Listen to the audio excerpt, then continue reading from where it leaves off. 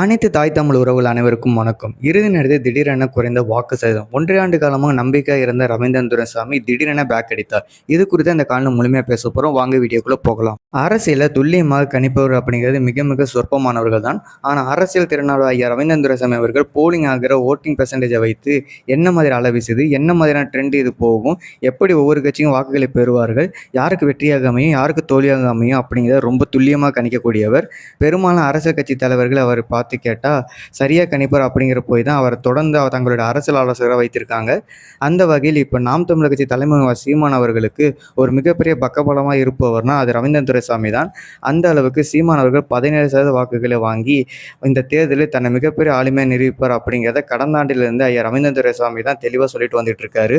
So இன்றைய தினம் trend அப்படிங்கிறது மிக தெளிவாக நாம் தமிழர் கட்சி 17 முதல் 20% வாக்கில் நெருங்கும் வண்ணமாக தான் மிகப்பெரிய அளவு ஓட்டிங் பேட்டர்ன் அப்படிங்கிறது நடந்துட்டு இருந்துச்சு. நகர்ப்புறங்கள் நடக்கிற அளவுக்கு இணையாக இல்லை, அதற்கு மேலேயே கிராமப்புறங்களும் நடந்த காரணத்தினால தான் நாம் தமிழர் கட்சி நிச்சயமாக 17% வாக்குகளை வாங்கும் அப்படிங்கிற ரேஞ்சில் அனைவரோட பார்வையும் இருந்துச்சு. இறுதியாக நிச்சயமாக 90% வாக்குகள் எல்லாம் தாண்டிச்சு அப்படின்னா அது நாம் தமிழர் கட்சிக்கு ஒரு பெரிய எட்ஜாக இருக்கும்.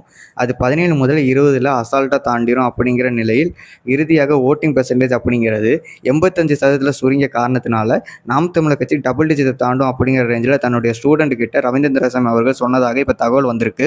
ஸோ அந்த டபுள் டிஜிட் அப்படிங்கிறது அவர் ஏற்கனவே சொன்ன மாதிரியான 16-17% தாண்டுமா, இல்லை 10-11 கூட டபுள் டிஜிட் தான் அப்படிங்கிறது ஒரு கேள்வியாக இருக்குது.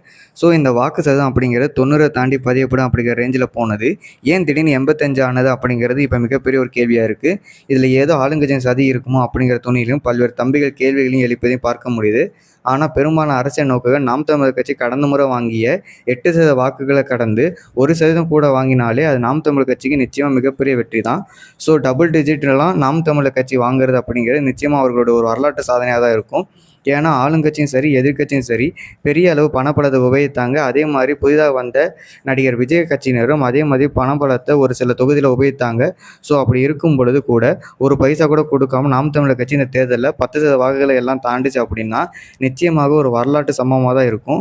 ஸோ மே 4 இதற்கான விட தெரிஞ்சிடும். அப்படின்னாலும் ரவீந்திரன் துரைசாமி போன்றவங்க நாம் தமிழர் கட்சியின் சரியான வாக்கு சதவீதம் எவ்வளோ வரும் அப்படிங்கிறத தம்பிகளுக்கு தெளிவுபடுத்தணும் அப்படிங்கிறது உலக தமிழர் கூட எண்ணமாக இருக்குது.